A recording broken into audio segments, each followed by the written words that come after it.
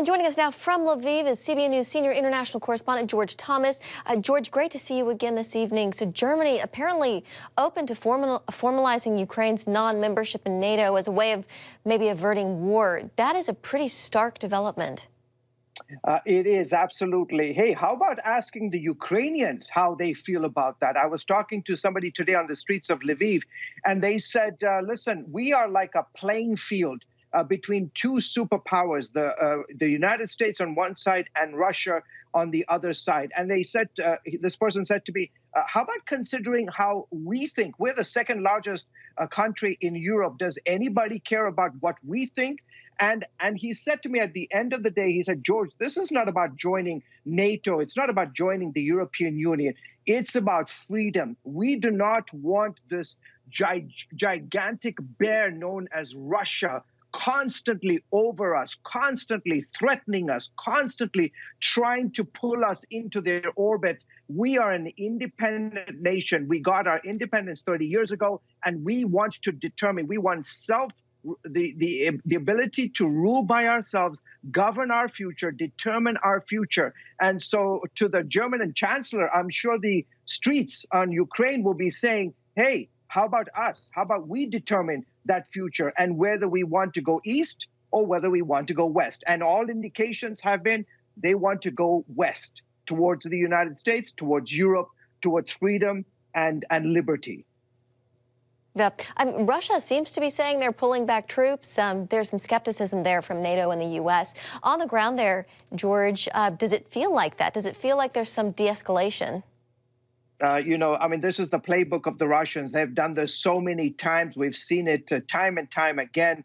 Obviously, the president is probably, he's going to say we need to see evidence of this. The Russian Ministry of Defense said earlier today that they were moving troops out of the western and the southern military districts. The southern military districts is in reference to Crimea, and the western districts is closer to the Ukrainian border. But the United States, along with NATO allies, are going to say, listen, we need to see significant evidence. And obviously, they'll be looking at satellite images, drones, and so forth, to really see if there is a significant pullback from the various sectors that the Russians have now deployed, be it the north, the south, the northeast, the east, as well as the south. The evidence is is what they're looking for.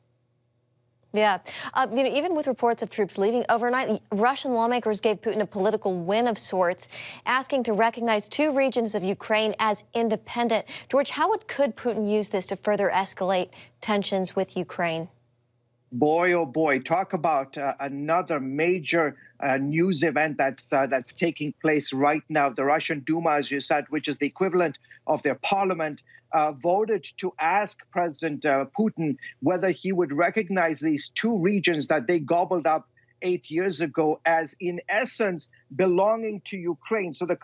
Belonging to Russia. So here's the question. So are we talking about just the areas that the so-called Russian separatists control, which is half of Donbass as well as Luhansk, or are we talking about the entire region of Donbass and Luhansk, which is controlled by the Ukrainians? And so this, in essence, if Putin does recognize the Duma's passage of this recommendation, it would be significant. I mean, in essence, what it says is that Russia sees these two provinces as belonging to Russia, and in essence puts the Minsk agreement that Belarus, Russia, and Ukraine signed on several years ago basically nil and void.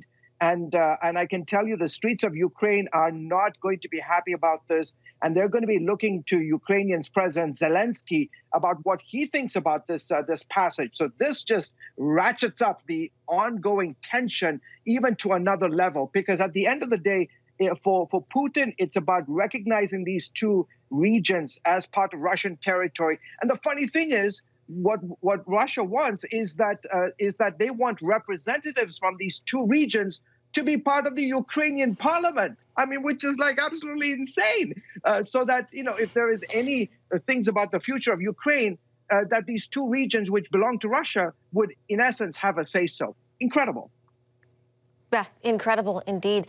George, I know you've been visiting churches in Ukraine. What are you seeing?